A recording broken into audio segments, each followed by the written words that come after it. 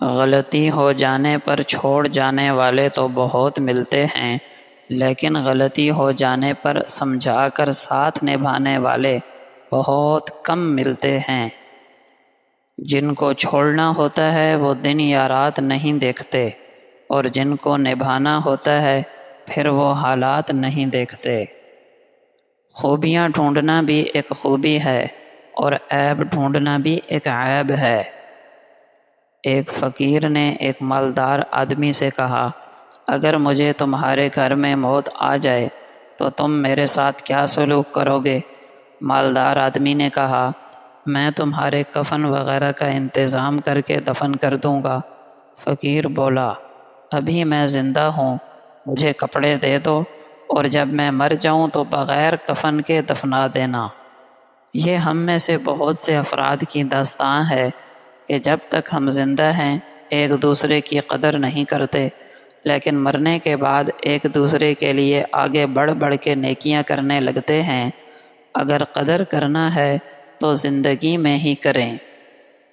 مبارک ہیں وہ لوگ جن کے پاس نصیحت کے لیے الفاظ نہیں بلکہ ان کے اپنے اعمال ہیں۔ اپنے اخلاق کو پھول جیسا بنا لو، اور کچھ نہیں تو پاس بیٹھنے والا خوشبو تو حاصل کرے۔ دنیا کا ہر شخص درد کا تجربہ کرتا ہے، لیکن پھر بھی دوسروں کے درد کو نہیں سمجھتا۔ اللہ جل شانہ کا فرمان ہے، کیا لوگوں نے یہ سمجھ لیا کہ زبان سے یہ کہنے پر ہی چھوٹ جائیں گے کہ ہم ایمان لائے اور ان کو آزمایا نہ جائے گا؟ ہم ضرور تمہاری آزمائش کریں گے، ڈر سے، بھوک سے، مالوں اور جانوں اور پھلوں کی کمی سے، اور صبر کرنے والوں کو خوشخبری سنا دیجئے۔ ان لوگوں کو جب کوئی مصیبت پہنچتی ہے تو کہتے ہیں، یقیناً ہم اللہ ہی کے لیے ہیں اور ہم اسی کی طرف لوٹ کر جانے والے ہیں۔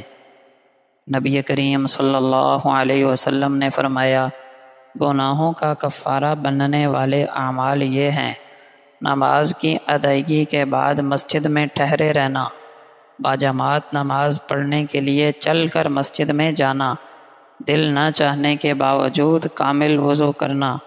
جو شخص ان اعمال کا اہتمام کرتا ہے وہ زندگی بھی خیر و عافیت میں گزارتا ہے، اسے موت بھی خیر و بھلائی میں آتی ہے، اور وہ گناہوں سے اس دن کی طرح پاک صاف ہو جاتا ہے جس دن اس کی ماں نے اسے جنم دیا تھا۔ آپ صلی اللہ علیہ وسلم نے فرمایا، جو شخص چل کر مسجد میں آئے اس کا ہر قدم ایک گناہ کو مٹاتا آتا ہے، اور مسجد میں آتے اور واپس جاتے ہوئے ہر قدم کے بدلے میں ایک نیکی لکھ دی جاتی ہے۔